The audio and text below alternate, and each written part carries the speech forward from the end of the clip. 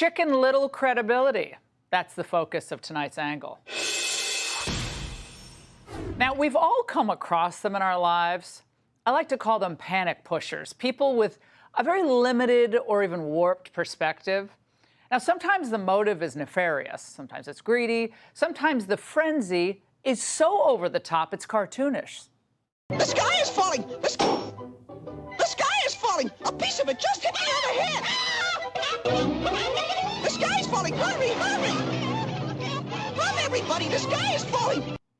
And we've heard from a lot of Chicken Littles over the past 4 days. Another gruesome day on Wall Street. The reason, once again, is President Trump's global trade war. It's hard to get your head around these numbers. Billionaire investor fears the nation is on the brink of, quote, economic nuclear winter. Another top investor says it could unleash economic Armageddon. He is making this turd sandwich, and he's making everybody eat it. Wait till Monday. Yeah. We're going to have a Black Monday? Okay, this, of course, is absurd. The market was down as much as 1,600 points at one point today. Then others made money off the panic. That always happens. They bought back cheap stocks, and it went up more than 1,200 points, ending down around 350. Now, here's what you need to know tonight. The American economy is very resilient. Our resources are abundant, and our energy supplies are unmatched. Now we have Trump's drill, baby, drill policy. We have this new market dynamic in place. Oil and gas prices are going down. And the key for individuals and businesses, so are borrowing costs. So energy and interest rates. These are immediate tax cuts for hardworking Americans. So yeah, the current market gyrations, I get it. They're jarring to watch and feel. But the downturn is going to be short-lived. So will any pause in consumer spending they're talking about? Meanwhile, the payoff will be massive. President Trump's plan to revive our manufacturing, it should have been done many years ago. I was talking about it on my radio show, I think back in 2001, 2002. What he's doing is courageous. And it's difficult because, look, it's over 40 years. The heartland has gotten poorer and Wall Street has gotten a lot richer. In fact, many of the hedge funders and multinationals have gotten so used to U.S. outsourcing, to milking these unfair trade scenarios, that they've forgotten they're Americans. So sometimes you get the sense that when all the dust settles, and it will settle on the Trump tariffs, that some of those hedge funders, those private equity guys, asset managers, they're going to be upset if China ends up worse off and America ends up better off. So when these large institutions like Goldman, which is heavily invested in China, by the way, start speculating about a recession, when they complain that Trump's rattling investor confidence, you know what I say? Consider the source. How many of them cashed out when the taxpayers were left to foot the bill?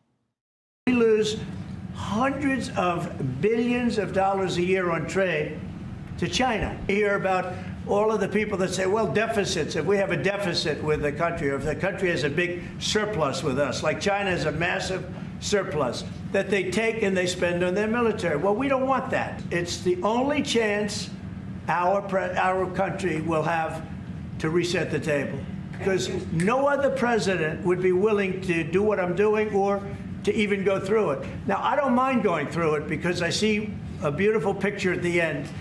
But we are making tremendous progress with a lot of countries, and the countries that really took advantage of us are now saying, please negotiate.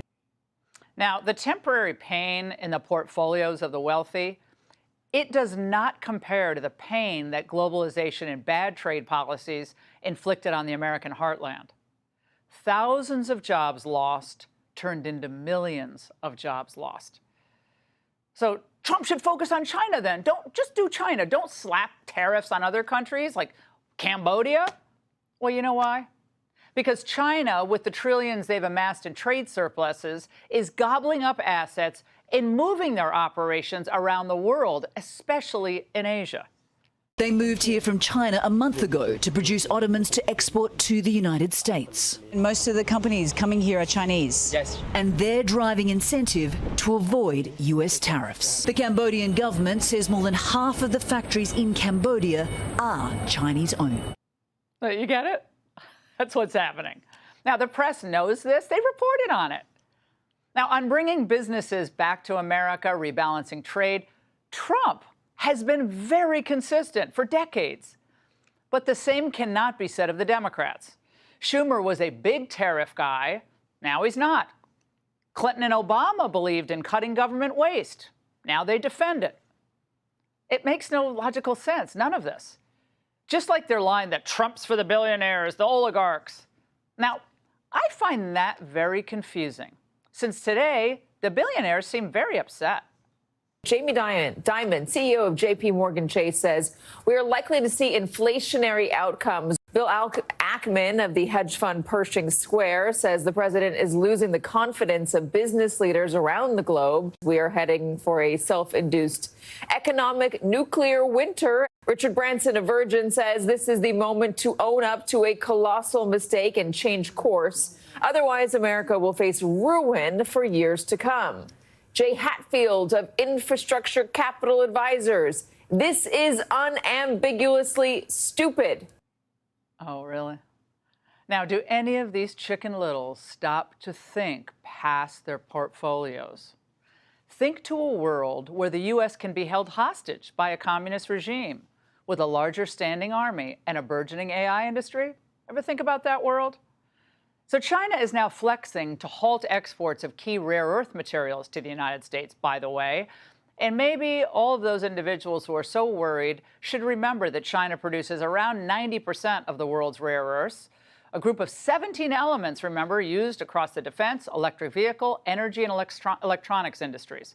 The U.S. has only one rare earths mine, and most of its supply comes from China. Now, to think the D.C. elites are the ones responsible for giving China this advantage. For economic opportunities for America in China, for American businesses and American workers. Without the tariffs and technology transfer requirements and production in China requirements and other requirements which have limited our ability to benefit from their market for too long. So economically, the case is clear. Yeah, for permanent normal trade relation status with China. The predictions about how great it was going to be, he and Alan Greenspan, the maestro, and most of the D.C. political class had the entire analysis wrong. All their predictions about how China would become freer and friendlier, and the business would have all the access to the markets, and the American middle class and our national security suffered. Now, retaining trade leverage with our own robust manufacturing base and fair trade, it is the only way to counter this challenge. Every U.S. president since Clinton, except Donald Trump, got this wrong. And instead of kicking the can down the road, he's actually cleaning it up. So the Chicken Littles across politics and business trying to wave him off have zero cred. And that's the angle. Hey, Sean Hannity here. Hey, click here to subscribe to Fox News YouTube page and catch our hottest interviews and most compelling analysis. You will not get it anywhere else.